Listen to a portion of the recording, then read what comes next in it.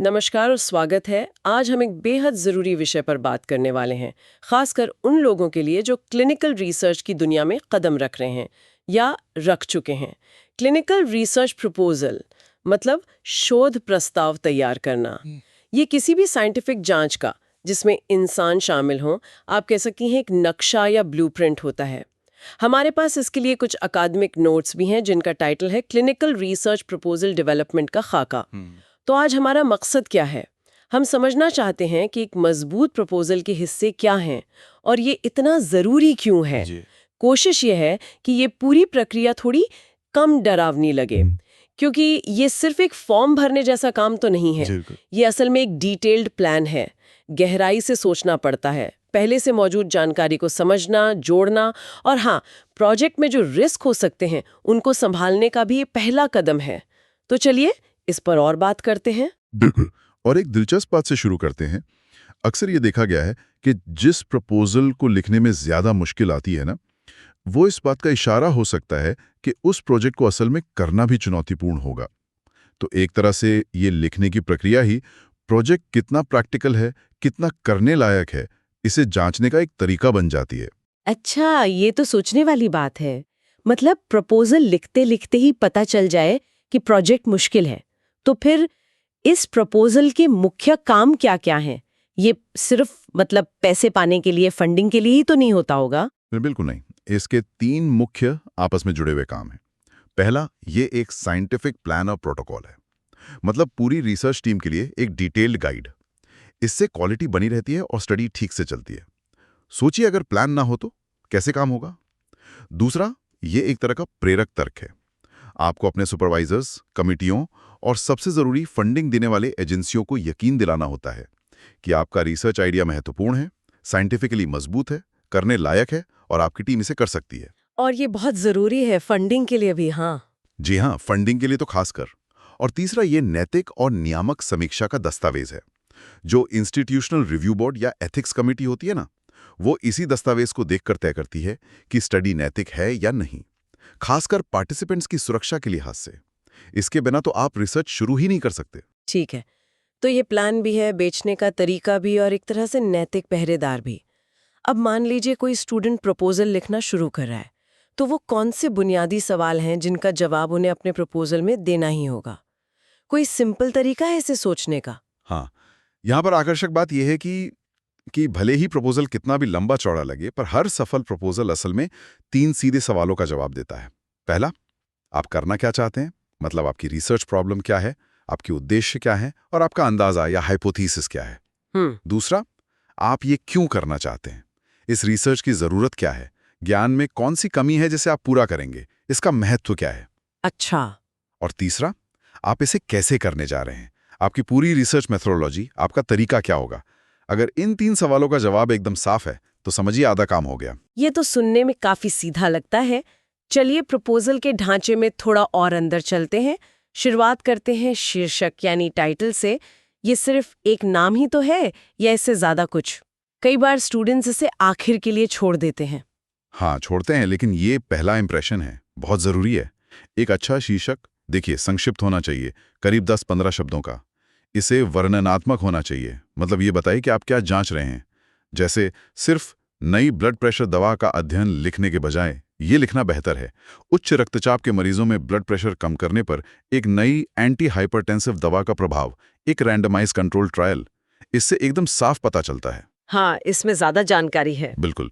इसमें ज़रूरी कीवर्ड्स होने चाहिए ताकि इसे आसानी से ढूंढा जा सके। और हाँ, इसे तब तक फाइनल ना समझे जब तक पूरा प्रपोजल लिख ना लें। अक्सर आखिर में इसे दोबारा देखना पड़ता है ताकि ये स्टडी के अंतिम रूप को सही से दर्शाए। ठीक है, तो टाइटल पर मेहनत करनी चाहिए। इसके बाद आता है सार यानी एब्स्ट्रैक्ट। सुना है ये करीब 300 शब्दों में पूरे प्रोजेक्ट का निचोड़ होता है। ये तो बहुत कम जगह है। बिल्कुल। और ये बहुत ज़रूरी है क्योंकि कई बार शुरुआती जांच में जो रिव्यू करने वाले होते हैं वो सिर्फ इसी हिस्से को ध्यान से पढ़ते हैं। अगर ये पसंद नहीं आया तो शायद वो पूरा प्रपोजल ध्यान से पढ़े ही नहीं। जी। इसलिए इसे बहुत स्पष्ट, व्यापक और दिलचस्प होना चाहिए। इसमें आपके रिसर्च का तर्क, मुख्य उद्देश्य और हाइपोथेसिस, आपके तरीके मतलब डिजाइन, पॉपुलेशन, प्रक्रियाएं, नतीजे, क्या उम्मीद कर रहे हैं आप और इसका महत्व, सबका संक्षिप्त विवरण होना चाहिए। अपने आप में पूरा। समझ गए। अब आते हैं परिचय और पृष्ठभूमि, इंट्रोडक्शन एंड बैकग्राउंड पर। यहीं पर हम वो क्यों वाला सवाल स्थापित करते हैं ना, यही कहानी बनती है। हाँ बिल्कुल। इसे एक फनल की तरह सोचिए। आप विषय के व्यापक दायरे से शुरू करते हैं, फिर धीरे धीरे अपनी खास रिसर्च प्रॉब्लम पर फोकस करते हैं। आपको समस्या का बयान स्पष्ट रूप से करना होगा। ये कितनी बड़ी है, कितनी आम है और क्यों महत्वपूर्ण है। फिर आता है सबसे महत्वपूर्ण हिस्सा, लिटरेचर रिव्यू, यानी मौजूदा साहित्य की समीक्षा। और ये सिर्फ पिछले अध्ययनों की लिस्ट नहीं बनानी है। स्टूडेंट्स अक्सर यही गलती करते हैं, बस लिस्ट बना दी। नहीं, ये एक कहानी की तरह होनी चाहिए, जिसमें आप दिखाते हैं कि इस विषय पर अब तक क्या क्या पता है, उसकी कमियां क्या हैं, और कहां पर ज्ञान की कमी, नॉलेज गैप है। वो गैप ढूंढना बहुत जरूरी है। ये एक आलोचनात्मक संश्लेषण होना चाहिए। आपको दिखाना है कि आपने मौजूदा रिसर्च को समझा है, उसकी आलोचनात्मक जांच की है। यही ज्ञान की कमी आपके अध्ययन का आधार बनती है, उसका औचित्य बनती है। अच्छा, तो सिर्फ बताना नहीं है कि क्या हुआ, बल्कि ये भी बताना है कि क्या नहीं हुआ या कहाँ कमी है। बिल्कुल। और इसी आधार पर आप अपना तर्क और महत्व बताते हैं। यानी आपका अध्ययन इस कमी को कैसे पूरा करेगा, ये फील्ड को कैसे आगे बढ़ाएगा, और इसका समाज या विज्ञान के लिए क्या संभावित योगदान होगा। आपको स्पष्ट करना होगा कि ये रिसर्च करना क्यों जरूरी है, क्यों इस पर समय और पैसा लगाया जाए। यहीं पर मामला वाकई दिलचस्प हो जाता है, जब हम लक्ष्य, एम्स, उद्देश्य, ऑब्जेक्टिव्स और परिकल्पना, हाइपोथेसिस की बात करते हैं। ये तीनों जुड़े हुए हैं एक चेन की तरह।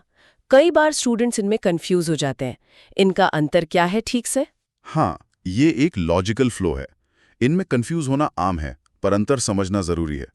सोचिए, लक्ष्य, एम, आपके रिसर्च का बड़ा इरादा बताता है। ये एक व्यापक बयान होता है। जैसे हमारा लक्ष्य है कि हम देखें कि क्या एक नई दवा दिल के दौरे के जोखिम को कम करती है। ये बड़ा लक्ष्य हो गया। ठीक है, बड़ा गोल। हाँ, फिर आते हैं उद्देश्य, ऑब्जेक्टिव्स। ये लक्ष्य को पाने के लिए छोटे, विशिष्ट और मापने योग्य कदम हैं। इन्हें स्मार्ट होना चाहिए। Simple, specific, measurable, achievable, relevant, time bound. आमतौर पर एक प्राथमिक उद्देश्य होता है जो आपके मुख्य सवाल का जवाब देता है और जिसके आधार पर आप स्टडी का डिजाइन और सैंपल साइज तय करते हैं। Primary objective. हाँ, फिर कुछ द्वितीयक उद्देश्य भी हो सकते हैं जो अतिरिक्त जानकारी देते हैं। जैसे प्राथमिक उद्देश्य हो सकता है ये पता लगाना कि क्या दवा X प्लेसेबो की तुलना में टाइप 2 डायबिटीज वाले मरीजों में 5 साल में major adverse cardiac events MSCE को कम करती है। ये बहुत स्पेसिफिक है। हाँ, काफी स्पेसिफिक है। और आखिर में परिकल्पना, हाइपोथेसिस। ये आपके अध्ययन के अपेक्षित परिणाम के बारे में एक औपचारिक, जांचने योग्य भविष्यवाणी है। प्रस्ताव में इसे आमतौर पर सकारात्मक रूप में लिखा जाता है। ये बताता है कि आप किन चीजों के बीच क्या रिश्ता देखने की उम्मीद कर रहे हैं। जैसे, हमारा अनुमान है कि दवा Z लेने वाले मरीजों का सिस्टोलिक ब्लड प्रेशर प्लेसिबो लेने वालों की तुलना में सांख्यिकीय रूप से महत्वपूर्ण और चिकित्सीय रूप से सार्थक रूप से कम होगा। ये आपकी भविष्यवाणी है। अच्छा, तो एम बड़ा गोल, ऑब्जेक्टिव्स छोटे कदम, और हाइपोथेसिस आपकी भविष्यवाणी। बिल्कुल। और इस पूरे सेक्शन में एक सुनहरा धागा दिखना चाहिए। मतलब आपने जो ज्ञान की कमी बताई उससे आपके लक्ष्य, उद्देश्य, परिकल्पना और फिर आगे चलकर आपके मेथोडोलॉजी सब एक सीध में तार्किक रूप से जुड़े होने चाहिए।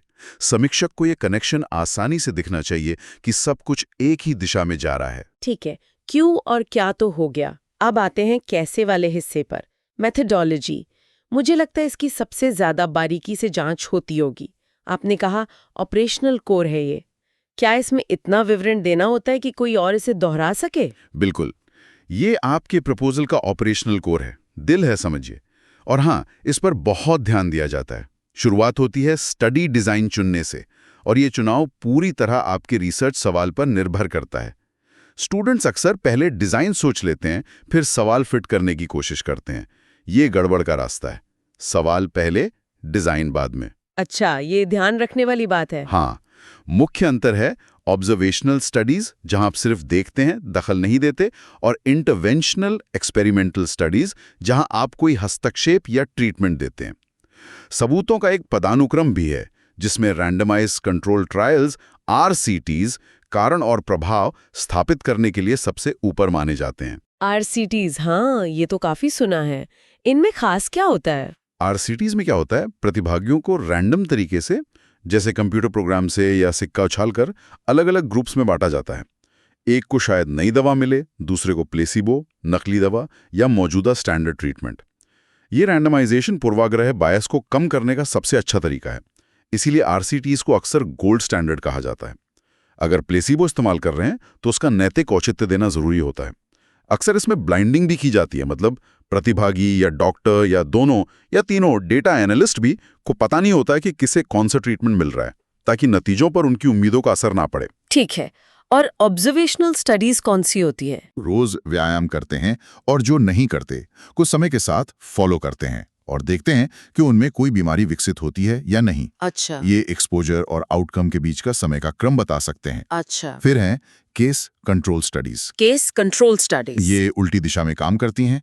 आप उन लोगों से शुरू करते हैं जिनमें बीमारी है, केस, और जिनमें नहीं है, कंट्रोल, और फिर पीछे जाकर देखते हैं कि उनके पिछले एक्सपोजर, जैसे खान पान की आदतों में क्या अंतर था। ये दुर्लभ बीमारियों के लिए अच्छे हैं। और क्रॉस सेक्शनल स्टडीज एक ही समय पर एक्सपोजर और आउटकम दोनों को देखती हैं, जैसे एक तस्वीर लेना। ये किसी चीज की व्यापकता बताने के लिए उपयोगी हैं, लेकिन कारण कार्य संबंध नहीं बता सकते। हर डिजाइन की अपनी ताकत और कमजोरी है और चुनाव सवाल पर निर्भर करता है। ये तो डिजाइन की बात हुई। अब स्टडी में शामिल किसे करना है, यानी पात्रता मानदंड, एलिजिबिलिटी क्राइटेरिया, ये कैसे तय होता है? कई बार स्टूडेंट्स इसे बहुत संकरा बना देते हैं, फिर उन्हें स्टडी के लिए लोग ही नहीं मिलते। ये दिक्कत आती है क्या? हाँ, ये आम समस्या है। इसे समझने के लिए जनसंख्या के पदानुक्रम को सोचें। एक होती है लक्ष्य जनसंख्या, टारगेट पॉपुलेशन, जिन पर आप नतीजे लागू करना चाहते हैं, जैसे भारत में सभी डायबिटीज मरीज। फिर अध्ययन जनसंख्या, स्टडी पॉपुलेशन, वो सुलभ समूह जहां से आप भर्ती करेंगे, जैसे आपके शहर के क्लिनिक में आने वाले डायबिटीज मरीज। और अंत में अध्ययन नमूना, स्टडी सैंपल, जो लोग असल में भाग लेंगे। अच्छा, टारगेट, स्टडी और सैंपल। जी, पात्रता मानदंड, एलिजिबिलिटी क्राइटेरिया, जिसमें समावेशन, इंक्लूजन क्राइटेरिया, कौन शामिल हो सकता है, और बहिष्करण, एक्सक्लूजन क्राइटेरिया, कौन शामिल नहीं हो सकता, दोनों आते हैं इसी अध्ययन नमूने को परिभाषित करते हैं। इनके दो मुख्य काम हैं। पहला, प्रतिभागी की सुरक्षा, जैसे जो बहुत बीमार हैं या जिन्हें दवा से ज्यादा खतरा हो सकता है, उन्हें बाहर रखना। दूसरा, वैज्ञानिक वैधता बढ़ाना, मतलब एक जैसे लोगों का समूह बनाकर नतीजों को ज्यादा विश्वसनीय बनाना और ये समझने में मदद करना कि नतीजे किन लोगों पर लागू होंगे, जनरलाइजेबिलिटी। तो हर क्राइटेरिया का कारण बताना पड़ता है। हाँ, बिल्कुल। हर मानदंड का स्पष्ट कारण देना जरूरी है। क्यों शामिल कर रहे हैं, क्यों बाहर रख रहे हैं। आजकल इस बात पर जोर है कि मानदंड ज्यादा व्यापक हों ताकि स्टडी में शामिल लोग असल दुनिया के मरीजों जैसे हों, विविधता बढ़े। जैसे पहले शायद स्थिर ब्रेन मेटास्टेसिस या नियंत्रित HIV वाले मरीजों को कई स्टडीज से बाहर रखा जाता था, पर आप उन्हें शामिल करने पर ज्यादा विचार होता है अगर सुरक्षित हो तो। और ये क्राइटेरिया कितने स्पेसिफिक होने चाहिए? एकदम स्पष्ट और मापने योग्य होने चाहिए।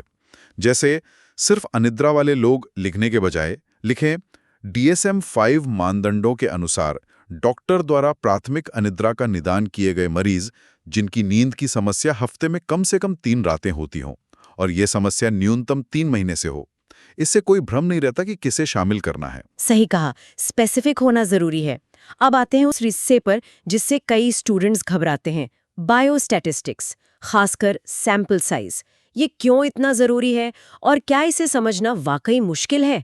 बिना स्टैटिस्टिशियन के हो सकता है? घबराहट स्वाभाविक है, पर यह बेहद जरूरी है। और हाँ, स्टैटिस्टिशियन की मदद लेना हमेशा अच्छा रहता है, लेकिन बेसिक कॉन्सेप्ट समझना हर रिसर्चर के लिए जरूरी है। ये जरूरी क्यों है? इसके नैतिक, वैज्ञानिक और आर्थिक तीनों पहलू हैं। नैतिक रूप से, अगर सैंपल बहुत छोटा है तो आप प्रतिभागियों को बिना किसी सार्थक नतीजे की उम्मीद के जोखिम में डाल रहे हैं। ये ठीक नहीं है। और अगर बहुत बड़ा है तो आप जरूरत से ज्यादा लोगों को जोखिम में डाल रहे हैं और संसाधन भी बर्बाद कर रहे हैं। हाँ, दोनों ही ठीक नहीं है। वैज्ञानिक रूप से, अगर सैंपल साइज कम है, जिसे अंडर पावर्ड स्टडी कहते हैं, तो हो सकता है कि आप दवा का असली असर पकड़ ही ना पाएं, भले ही वो असर मौजूद हो। इसे टाइप 2 एरर कहते हैं। आप कहेंगे दवा काम नहीं करती, जबकि वो करती है। और जाहिर है गलत साइज की स्टडी संसाधनों की बर्बादी है। समय, पैसा, मेहनत सब बेकार। तो इसे कैलकुलेट कैसे करते हैं? क्या चीजें देखनी होती हैं? की गुंजाइश कि हम कहें असर है जबकि नहीं है, टाइप 1 एरर। दूसरा, सांख्यिकीय शक्ति, स्टैटिस्टिकल पावर 1 माइनस बीटा, आमतौर पर 80% या ज्यादा, यानी असर पकड़ने की संभावना अगर वो असल में है, टाइप 2 एरर से बचने की क्षमता। तीसरा, प्रभाव आकार, इफेक्ट साइज, डेल्टा, यानी आप कितना छोटा अंतर पकड़ना चाहते हैं जो चिकित्सकीय रूप से महत्वपूर्ण हो। यह तय करना बहुत जरूरी है, आप कितना बड़ा या छोटा असर ढूंढ रहे हैं। और चौथा, डेटा में कितनी भिन्नता, वेरिएबिलिटी है, जिसे स्टैंडर्ड डेविएशन स्क्वायर से मापते हैं। आपको प्रपोजल में बताना होगा कि आपने इन वैल्यूज को क्यों चुना है और इनके आधार पर गणना करनी होगी। पर ये डेल्टा या सिग्मा कैसे पता चलेगा? ये पिछली स्टडीज से, पायलट डेटा से या एक्सपर्ट ओपिनियन से तय किया जाता है। यहीं पर अनुभव काम आता है। घबराइए मत, इसके लिए बने बनाए फॉर्मूले और सॉफ्टवेयर होते हैं। जैसे गणना बता सकती है कि ब्लड प्रेशर में 5 mmHg का अंतर देखने के लिए आपको हर ग्रुप में करीब 63 लोग चाहिए। या किसी इवेंट जैसे हार्ट अटैक रेट में 25% कमी देखने के लिए करीब 331 लोग प्रति ग्रुप चाहिए। महत्वपूर्ण यह है कि आप गणना करें, उसे समझाएं और सही ठहराएं। ठीक है, तो सैंपल साइज तय हो गया, लोग मिल गए, अब डेटा इकट्ठा करना है। यहाँ क्वालिटी कैसे सुनिश्चित करें? आजकल तो सब कुछ इलेक्ट्रॉनिक हो गया है, पहले तो कागज पर फॉर्म भरते थे। हाँ, डेटा कलेक्शन और मैनेजमेंट बहुत महत्वपूर्ण है। पारंपरिक तरीका था कागज पर केस रिपोर्ट फॉर्म भरना। इसमें गलतियों की संभावना ज्यादा होती थी, लिखने में गलती, पढ़ने में गलती, डेटा एंट्री में गलती। अब ज्यादातर electronic data capture EDC system इस्तेमाल होते हैं। ये सॉफ्टवेयर होते हैं जिनमें सीधे डेटा एंट्री होती है। इनके फायदे हैं कि इनमें रियल टाइम चेक्स होते हैं। अगर कोई अजीब वैल्यू डाली है तो सिस्टम तुरंत बता देगा। इससे डेटा क्वालिटी सुधरती है। मरीजों द्वारा सीधे रिपोर्ट किए जाने वाले परिणाम, पेशेंट रिपोर्टेड आउटकम्स और प्रोज, खासकर इलेक्ट्रॉनिक रूप में ई-प्रोज में भी आम हो रहे हैं। मरीज खुद ऐप या टैबलेट पर अपनी जानकारी भरते हैं। और सोर्स डेटा क्या होता है? ये टर्म भी सुना है। सोर्स डेटा यानी वो ओरिजिनल रिकॉर्ड जहां डेटा पहली बार दर्ज हुआ, जैसे मरीज की hospital file, lab report, doctor के नोट्स। EDC सिस्टम में डाला गया डेटा भी सोर्स हो सकता है अगर वो पहली एंट्री है। इसकी सटीकता की जिम्मेदारी प्रिंसिपल इन्वेस्टिगेटर PI की होती है। और ये एल्कोआ क्या है? एल्कोआ प्लस डेटा क्वालिटी के सिद्धांत है। ये गुड क्लिनिकल प्रैक्टिस GCP का हिस्सा है। ये एक एक्रोनिम है। एट्रीब्यूटेबल, किसने दर्ज किया, लेजिबल, पढ़ने लायक, कॉन्टेम्पोरेनियस, सही समय पर दर्ज किया, ओरिजिनल रिकॉर्ड है या कॉपी, एक्यूरेट, सही है, और प्लस में आता है कंप्लीट, पूरा है, कंसिस्टेंट, दूसरे डेटा से मेल खाता है, एंड्यूरिंग, लंबे समय तक सुरक्षित रहेगा, अवेलेबल, जरूरत पड़ने पर उपलब्ध है। मूल रूप से ये डेटा की भरोसेमंदता और अखंडता सुनिश्चित करने का तरीका है। बाप रे, इतने सारे नियम! हाँ, अच्छी रिसर्च के लिए जरूरी है। कई जगहों पर अब एक औपचारिक डेटा मैनेजमेंट प्लान DMP बनाना भी जरूरी है।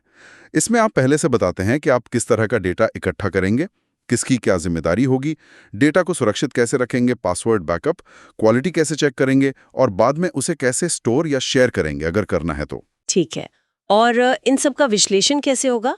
इसके लिए भी कोई डिटेल्ड प्लान होता है? आपने SAP का जिक्र किया था। हाँ, स्टैटिस्टिकल एनालिसिस प्लान या SAP, ये एक बहुत डिटेल्ड तकनीकी दस्तावेज है जो बताता है कि आप डेटा का विश्लेषण ठीक कैसे करेंगे ताकि आपके रिसर्च उद्देश्यों का जवाब मिल सके।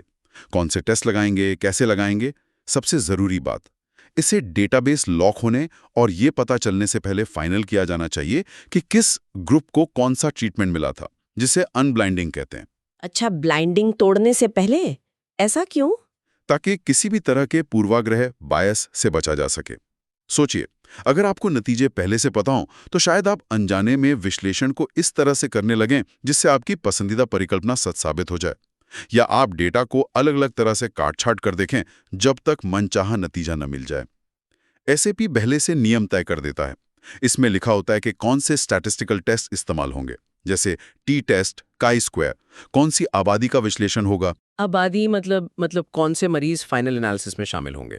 जैसे intention to treat ITT analysis, इसमें सभी रैंडोमाइज्ड मरीज शामिल होते हैं, भले ही उन्होंने ट्रीटमेंट पूरा ना किया हो या प्रोटोकॉल से हट गए हों। ये असल दुनिया के प्रभाव को दिखाता है और इसे प्रभावकारिता के लिए गोल्ड स्टैंडर्ड माना जाता है। फिर पर प्रोटोकॉल पीपी एनालिसिस भी होता है, जिसमें सिर्फ वही शामिल होते हैं जिन्होंने ठीक से ट्रीटमेंट लिया। एसईपी ये भी बताता है कि मिसिंग डेटा से कैसे निपटेंगे, आउटलायर्स अजीब वैल्यूज का क्या करेंगे, क्या कोई सबग्रुप एनालिसिस जैसे सिर्फ महिलाओं या बुजुर्गों में असर देखना करेंगे, और ये सब पहले से तय होना चाहिए। समझ गए, बहुत प्लानिंग चाहिए इसके लिए भी। अब आते हैं नैतिकता और नियमों, एथिक्स एंड रेगुलेशंस पे। ये तो किसी भी क्लिनिकल रिसर्च की नींव है। प्रतिभागियों की सुरक्षा सबसे ऊपर है। इसमें आईआरबी या एथिक्स कमेटी ईसी की क्या भूमिका है? क्या ये सिर्फ एक रुकावट डालने वाली बॉडी है जिसे अप्रूवल लेना है? बिल्कुल नहीं। आईआरबी या ईसी को बाधा समझने की गलती ना करें। ये स्वतंत्र कमेटियां होती हैं। इनमें वैज्ञानिक, गैर वैज्ञानिक और समुदाय के सदस्य होते हैं। इनका काम है इंसानों पर होने वाले रिसर्च की समीक्षा करना, उसे मंजूरी देना और उस पर नज़र रखना, ताकि यह सुनिश्चित हो सके कि रिसर्च नैतिक रूप से हो रहा है और प्रतिभागियों के अधिकार, सुरक्षा और कल्याण की रक्षा हो रही है। उन्हें प्रोटोकॉल को मंजूर करने, उसमें बदलाव मांगने या उसे नामंजूर करने का अधिकार होता है। तो इन्हें दोस्त समझना चाहिए। बिल्कुल, इन्हें एक सहयोगी भागीदार, कोलैबोरेटिव पार्टनर की तरह देखना चाहिए। उनके पास बहुत अनुभव होता है और वे मुश्किल नैतिक सवालों पर मार्गदर्शन दे सकते हैं। उनसे जल्दी संपर्क करना और उनकी सलाह लेना प्रक्रिया को आसान बना सकता है, मुश्किल नहीं। और ये समीक्षा कैसे करते हैं, क्या देखते हैं वो? प्रक्रिया में प्रपोजल और संबंधित दस्तावेज जमा करने होते हैं। फिर जोखिम के स्तर के आधार पर तय होता है कि समीक्षा कैसी होगी। बहुत कम जोखिम वाली स्टडीज शायद छूट प्राप्त हों या शीघ्र समीक्षा हो जाए। ज्यादा जोखिम वाली स्टडीज की समीक्षा पूरी कमेटी करती है। मंजूरी के लिए वो मुख्य रूप से देखते हैं कि जोखिम कम से कम हो और संभावित लाभों की तुलना में उचित हो, प्रतिभागियों का चुनाव निष्पक्ष हो, सूचित सहमति की प्रक्रिया ठीक हो और दस्तावेज सही हों, डेटा की निगरानी की योजना हो ताकि सुरक्षा बनी रहे और प्रतिभागियों की गोपनीयता और निजता की रक्षा हो। आपने सूचित सहमति का जिक्र किया। ये सिर्फ एक फॉर्म पर साइन करवाना तो नहीं है। स्टूडेंट्स को इसके बारे में क्या समझना चाहिए, क्योंकि ये प्रोसेस बहुत ज़रूरी लगता है। बिल्कुल नहीं। ये सिर्फ एक दस्तखत नहीं बल्कि एक लगातार चलने वाली प्रक्रिया है। ये बातचीत है। ये बेलमोंट रिपोर्ट के 3 मुख्य सिद्धांतों पर आधारित है। व्यक्तियों का सम्मान, रिस्पेक्ट फॉर पर्सन्स, उनकी स्वायत्तता का सम्मान, उपकारिता, बेनिफिसेंस, भलाई करना, नुकसान न पहुंचाना, और न्याय, जस्टिस, लाभ और बोझ का उचित वितरण। सूचित सहमति के 3 मुख्य तत्व हैं। पहला, सूचना का प्रकटीकरण, यानी प्रतिभागी को रिसर्च के बारे में सारी जरूरी जानकारी स्पष्ट आसान भाषा में देना। क्यों कर रहे हैं, क्या करना होगा, कितना समय लगेगा, क्या जोखिम है, क्या फायदे हो सकते हैं, क्या विकल्प हैं, वगैरह। दूसरा, समझ, कॉम्प्रिहेंशन, ये सुनिश्चित करना कि प्रतिभागी जानकारी को समझ गया है। सिर्फ पढ़ देना काफी नहीं, सवाल पूछने का मौका देना, उनकी शंकाएं दूर करना। और तीसरा, स्वैच्छिकता, वॉलंटरीनेस, यानी प्रतिभागी बिना किसी दबाव, जबरदस्ती या अनुचित लालच के अपनी मर्जी से फैसला ले रहा है और उन्हें पता हो कि वो कभी भी बिना किसी नुकसान के स्टडी से हट सकते हैं। तो ये एक ऑनगोइंग प्रोसेस है, सिर्फ शुरुआत में नहीं। हाँ, अगर कोई नई जानकारी आती है जो उनके भाग लेने के फैसले को प्रभावित कर सकती है तो उन्हें फिर से बताना होता है। सहमति form, informed consent form ICF में कुछ जरूरी बातें होनी ही चाहिए, जैसे रिसर्च का उद्देश्य, प्रक्रियाएं, जोखिम, लाभ, विकल्प, गोपनीयता, चोट लगने पर मुआवजा या इलाज, किससे संपर्क करना है और ये कि भाग लेना स्वैच्छिक है। और कुछ खास समूह होते हैं जिन्हें कमजोर आबादी कहा जाता है, जैसे बच्चे या जिनकी मानसिक स्थिति ठीक नहीं है, या कैदी। उनके लिए क्या खास ध्यान रखना होता है? हाँ, भिद्यता आंतरिक हो सकती है, जैसे बच्चे दिमागी रूप से पूरी तरह सक्षम नहीं होते, या स्थितिजन्य हो सकती है, जैसे कैदी अपनी मर्जी से फैसला लेने में आजाद नहीं हो सकते। जब ऐसे समूहों को स्टडी में शामिल करने की योजना हो तो उनके अधिकारों और कल्याण की रक्षा के लिए अतिरिक्त सुरक्षा उपाय करने होते हैं। इसमें माता-पिता या कानूनी अभिभावक से अनुमति लेना, परमिशन, अगर संभव हो तो प्रतिभागी की खुद की सहमति, असेंट लेना, जैसे बड़े बच्चों से, और उनकी असहमति का सम्मान करना शामिल है। और इस आबादी में रिसर्च करने का एक मजबूत वैज्ञानिक और नैतिक कारण बताना पड़ता है कि ये रिसर्च इन्हीं पर क्यों जरूरी है और दूसरों पर नहीं किया जा सकता। एक और नैतिक दुविधा जो अक्सर सामने आती है, प्लेसिबो का इस्तेमाल। अगर किसी बीमारी का इलाज पहले से मौजूद है तो क्या किसी को प्लेसिबो यानी नकली दवा देना नैतिक है? ये सवाल स्टूडेंट्स के मन में भी आता होगा। ये एक बहुत बड़ा और मुश्किल सवाल है। एक तरफ वैज्ञानिक जरूरत है, असली दवा की तुलना एक निष्क्रिय चीज से करना सबसे साफ तरीका है असर देखने का। दूसरी तरफ डॉक्टर का नैतिक दायित्व है कि वो किसी मरीज को ज्ञात प्रभावी इलाज से वंचित न रखे। यहां संतुलन साधना होता है। तो क्या नियम है इसके लिए? हेल्सिंकी घोषणा जैसे अंतर्राष्ट्रीय दिशा निर्देश कहते हैं कि प्लेसिबो का इस्तेमाल सिर्फ कुछ खास परिस्थितियों में ही किया जाना चाहिए, जैसे जब कोई सिद्ध प्रभावी इलाज मौजूद ही न हो, या जब प्लेसिबो देने से केवल मामूली और अस्थायी नुकसान हो और गंभीर या अपरिवर्तनीय नुकसान का खतरा न हो, या जब वैज्ञानिक कारणों से प्लेसिबो का इस्तेमाल एकदम जरूरी हो और यह साबित किया जा सके कि प्रतिभागियों को गंभीर नुकसान का खतरा नहीं होगा अगर वो प्रभावी इलाज की जगह प्लेसिबो लेते हैं। अगर स्टैंडर्ड इलाज मौजूद है तो IRB को प्लेसिबो इस्तेमाल करने का बहुत मजबूत वैज्ञानिक और नैतिक औचित्य बताना पड़ता है। यह आसान नहीं है। ठीक है, विज्ञान और नैतिकता की बातें हो गईं, पर क्या हम असल में ये सब कर सकते हैं? लॉजिस्टिक्स की बात करें तो समय सीमा टाइमलाइन कैसी होनी चाहिए? स्टूडेंट्स अक्सर इसे काम आंक लेते हैं, उन्हें लगता है जल्दी हो जाएगा। हाँ, टाइमलाइन बनाना बहुत जरूरी है। ये सिर्फ एक अंदाजा नहीं है, ये दिखाता है कि प्रोजेक्ट व्यवहारिक है, आपने सोचा है कि कब क्या होगा, और ये टीम के लिए एक रोड मैप का काम करता है। सबको पता रहता है कि क्या उम्मीद करनी है। इसे बनाते कैसे हैं? क्या स्टेप्स हैं? तरीका ये है, पहले सारे जरूरी काम लिस्ट करें। IRB अप्रूवल लेना, स्टाफ हायर करना, मरीज भर्ती करना, डेटा कलेक्ट करना, एनालिसिस, रिपोर्ट लिखना, सब कुछ। फिर उनका क्रम तय करें और देखें कि कौन सा काम किस पर निर्भर है। जैसे IRB अप्रूवल के बिना भर्ती शुरू नहीं हो सकती। फिर हर काम के लिए यथार्थवादी समय का अनुमान लगाएं। यहां पर आशावादी नहीं, यथार्थवादी होना जरूरी है। और हाँ, थोड़ी गुंजाइश रखें आकस्मिकता, कंटिंजेंसी के लिए। हर काम में देर हो सकती है। और मुख्य पड़ाव तय करें, जैसे पहला मरीज कब भर्ती होगा, आधी भर्ती कब तक पूरी होगी, फाइनल डेटा कब तक मिलेगा। गैंट चार्ट का नाम सुना है, क्या वो इसी में मदद करता है? हाँ, गैंट चार्ट इसे विजुअली दिखाने का एक बहुत अच्छा तरीका है। ये एक बार चार्ट होता है जो दिखाता है कि कौन सा काम कब शुरू होगा, कब खत्म होगा और कौन से काम साथ साथ चल सकते हैं। इसमें आमतौर पर अलग अलग चरण होते हैं, जैसे तैयारी, स्टार्टअप, संचालन, ऑपरेशंस, समापन और विश्लेषण, क्लोज आउट एनालिसिस, और नतीजों का प्रसार, डिसेमिनेशन। ठीक है। और पैसा, बजट, इसके बारे में क्या ध्यान रखना चाहिए? ये सिर्फ खर्चों की लिस्ट तो नहीं है, ग्रांट के लिए तो ये बहुत जरूरी होगा। नहीं, ये सिर्फ लिस्ट नहीं है। बजट आपके पूरे प्लान को पैसों के रूप में दिखाता है और ये दर्शाता है कि आपको पता है कि स्टडी पूरी करने में क्या क्या संसाधन लगेंगे और उनका कितना खर्च आएगा। ये आपकी प्लानिंग की गंभीरता दिखाता है। इसमें क्या क्या शामिल होता है? खर्चों को मोटे तौर पर 2 हिस्सों में बांटा जाता है। पहला, प्रत्यक्ष लागत, डायरेक्ट कॉस्ट्स, जो सीधे प्रोजेक्ट से जुड़े हैं, जैसे टीम के लोगों की सैलरी और बेनिफिट्स। ये अक्सर सबसे बड़ा हिस्सा होता है। उपकरण खरीदना या इस्तेमाल करना, लैब सप्लाई, यात्रा का खर्च, पार्टिसिपेंट्स को मुआवजा या यात्रा भत्ता देना, पब्लिकेशन फीस, ये सब डायरेक्ट कॉस्ट हैं। अच्छा, और दूसरा है अप्रत्यक्ष लागत, जिन्हें F&A यानी फैसिलिटीज एंड एडमिनिस्ट्रेटिव कॉस्ट भी कहते हैं। ये वो खर्चे हैं जो आपकी संस्था, जैसे यूनिवर्सिटी या हॉस्पिटल, रिसर्च को सपोर्ट करने के लिए करती है, लेकिन वो किसी एक प्रोजेक्ट से सीधे नहीं जुड़े जा सकते, जैसे बिल्डिंग का किराया या रखरखाव, बिजली पानी, लाइब्रेरी, एडमिन स्टाफ की सैलरी।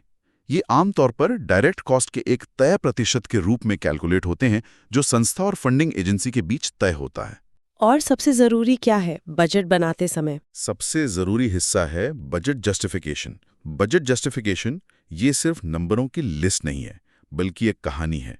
ये बताती है कि आपको हर खर्चे की जरूरत क्यों है और आपने वो रकम कैसे कैलकुलेट की। जैसे अगर आपने किसी स्टाफ की सैलरी मांगी है, तो बताना होगा कि वो स्टाफ क्या काम करेगा, कितना समय देगा और उसकी सैलरी कैसे कैलकुलेट की गई है।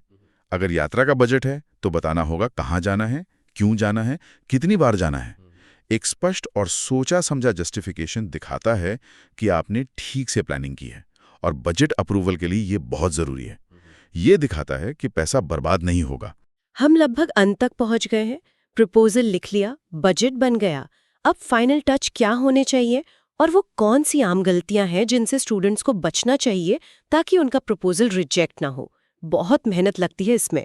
हाँ, मेहनत तो लगती है, फाइनल टच में सबसे पहले आती है लेखन शैली और फॉर्मेटिंग। भाषा एकदम स्पष्ट होनी चाहिए, क्रिस्टल क्लियर, कोई कंफ्यूजन ना हो। टोन औपचारिक और वस्तुनिष्ठ रखें। वैज्ञानिक लेखन है ये। संक्षेप में लिखें, लंबे लंबे वाक्य ना हो। एक्टिव वॉइस का प्रयोग करें जहां तक हो सके। और फालतू के भारी शब्दों जार्गन से बचें, या अगर इस्तेमाल करें तो समझाएं। खराब राइटिंग क्वालिटी रिजेक्शन का एक बहुत आम कारण है। अगर पढ़ना ही मुश्किल है तो समीक्षक कैसे समझेंगे? और फॉर्मेटिंग, ये बात गांठ बांध लें। फंडिंग एजेंसी या आपकी संस्था के फॉर्मेटिंग दिशा निर्देशों जैसे margin, font size, line spacing, page number, section heading का पूरी सख्ती से पालन करें। जरा सी भी लापरवाही नहीं। अगर उन्होंने कहा है 1 इंच मार्जिन तो 1 इंच ही होना चाहिए। अगर 12 point times new Roman font कहा है तो वही इस्तेमाल करें। इसमें कोई कोताही नहीं होनी चाहिए। यह दिखाता है कि आप निर्देशों का पालन करते हैं। ये छोटी बातें लगती हैं पर जरूरी हैं। और रेफरेंसिंग, सही तरीके से रेफरेंस देना भी बहुत जरूरी है। क्यों? पहला, दूसरों के काम का श्रेय देने के लिए। दूसरा, अपनी जानकारी की गहराई दिखाने के लिए कि आपने लिटरेचर पढ़ा है। और तीसरा, सबसे जरूरी, साहित्यिक चोरी, प्लेजरिज्म से बचने के लिए। ये बहुत गंभीर मामला है।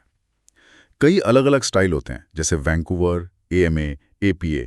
देख लें कि आपकी फील्ड में या फंडिंग एजेंसी कौन सा स्टाइल मांग रही है और उसी का इस्तेमाल करें। ICMJE की सिफारिशें भी देख सकते हैं। रेफरेंस मैनेजमेंट सॉफ्टवेयर जैसे एंड नोट, ज़ोटैरो इसमें बहुत मदद करते हैं।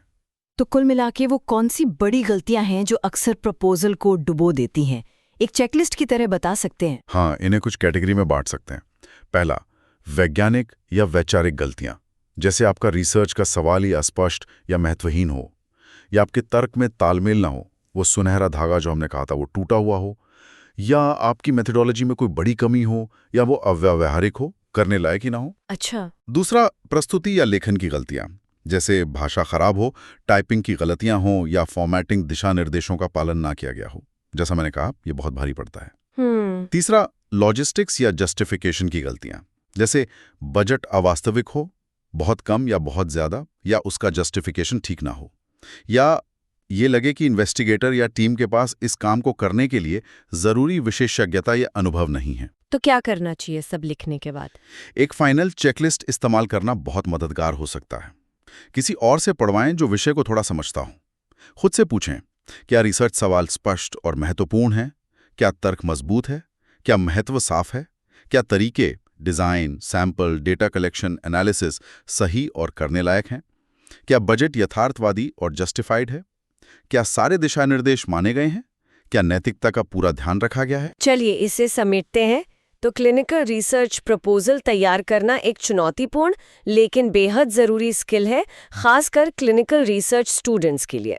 ये सिर्फ एक दस्तावेज नहीं बल्कि नैतिक, वैज्ञानिक रूप से मजबूत और व्यवहारिक स्टडीज की नींव है। बिल्कुल, और जैसा मैंने शुरू में कहा था, ये सिर्फ अप्रूवल पाने का दस्तावेज नहीं है। ये पूरी प्रक्रिया आपको गहराई से सोचने और प्लान करने पर मजबूर करती है। हर पहलू पर विचार करना पड़ता है। इससे अंततः आपका रिसर्च खुद ही बेहतर होता है, ज्यादा मजबूत बनता है। अगर आप इसे व्यवस्थित तरीके से इन सभी पहलुओं को ध्यान में रखते हुए करेंगे तो सफलता की संभावना काफी बढ़ जाती है। और जाते जाते एक विचार छोड़ जाते हैं सोचने के लिए। अप्रूवल मिलने से भी ज्यादा, क्या प्रपोजल लिखने की ये प्रक्रिया खुद ही एक रिसर्चर की अपने विषय के बारे में समझ को बदल सकती है? क्या ये नए सवाल या सुधार के अप्रत्याशित आइडियाज को जन्म दे सकती है? शायद स्टडी शुरू होने से भी पहले क्या लिखते लिखते ही कुछ नया सूझ सकता है? इस पर सोचिएगा जरूर।